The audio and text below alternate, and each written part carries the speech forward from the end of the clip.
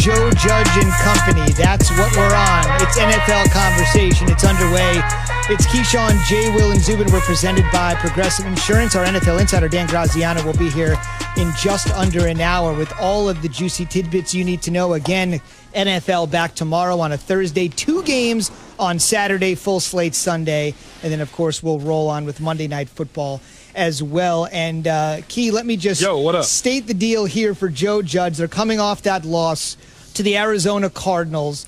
And in that game, Daniel Jones played with a right hamstring injury. He was sacked 6 times, in fact. They didn't have one designed run for him. And as you guys know, Jones is a guy that's mobile, can get out of the pockets. And when you don't have a designed run for him, you can obviously tell what the coaching staff was thinking about the severity of that right hamstring injury. Last week, it's notable, he was a limited participant in practice 1 week ago. So on a Wednesday, prepping for the game, he was limited on Thursday, fully practiced Friday. Fast forward to today, they got the Browns on Sunday Night Football. Joe Judge non-committal, not even sure if Jones is going to be out there on the practice field today. They said they had the utmost confidence in Colt McCoy. Even if Jones can play, a small package of plays would be in there for McCoy. Does it concern you that they went full blast last week? He didn't regret the decision, and now it's this Wednesday, and he's not sure what's going on. No, here's what happens in those situations,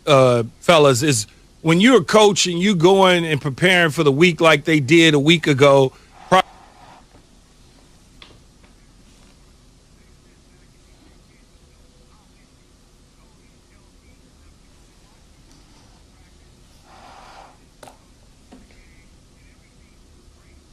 can assess practice in pregame when live bullets go to flying. Once the live bullets go to flying, it's a totally different situation. After watching the film, they probably went back and met as a staff and said, you know what, we would have been better off with Colt McCoy, who beat the Seattle Seahawks on the road, and it gave us the best chance to win. We made a decision based on thinking that Daniel Jones was going to be Daniel from practice. Now, when you look at it this week, the decision this week is being made off of what they saw last week in his progress throughout the course of the week while he's practicing. And they most likely are going to go with Colt McCoy because Colt McCoy gives them the best chance to win when both of those guys are healthy. It's not an indictment against Daniel Jones. It has more to do with the injury than it does anything.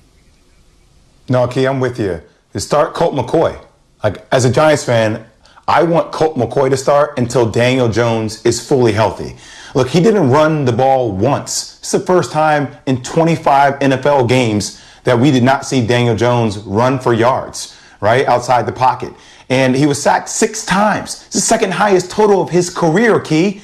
The first total is 8, and that's against Arizona Cardinals as well, right? So my thing is, I watched a human pinata. I watched a stationary target.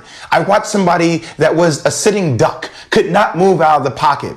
And it gets you a little bit concerned just because Joe Judge said before the game that, look, we want Daniel Jones, as long as he's able to protect himself, then we feel like we're not putting him in danger's way. Well, Daniel Jones wasn't able to protect himself. So if Colt McCoy gives you the best opportunity against this Browns team, which is going to be a battle, especially with guys like Myles Garrett coming at you, I'd rather have Colt McCoy in there, and let's see if we can win that game and protect Daniel Jones long-term from himself as well, so he doesn't worsen this injury and put the Giants in a worse position moving forward.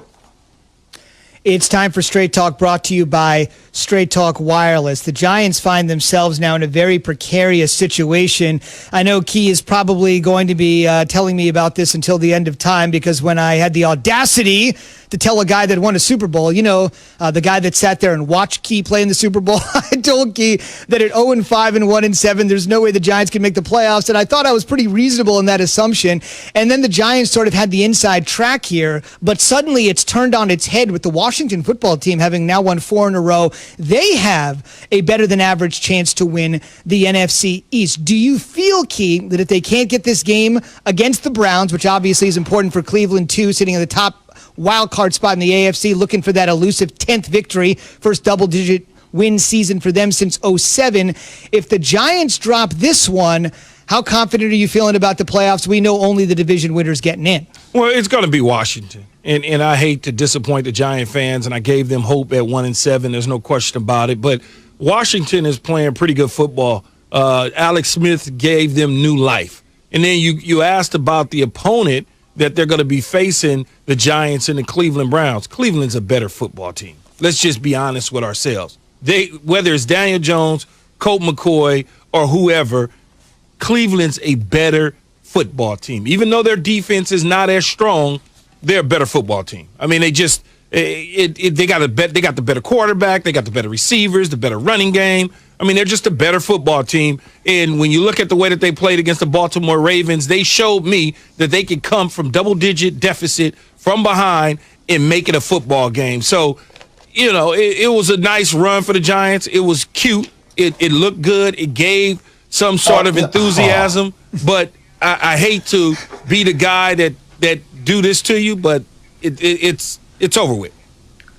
You don't have to call it cute, Key. You don't have to call it the same thing you called the Arizona Cardinals. At least, look, the Giants' defense showed a lot of improvement.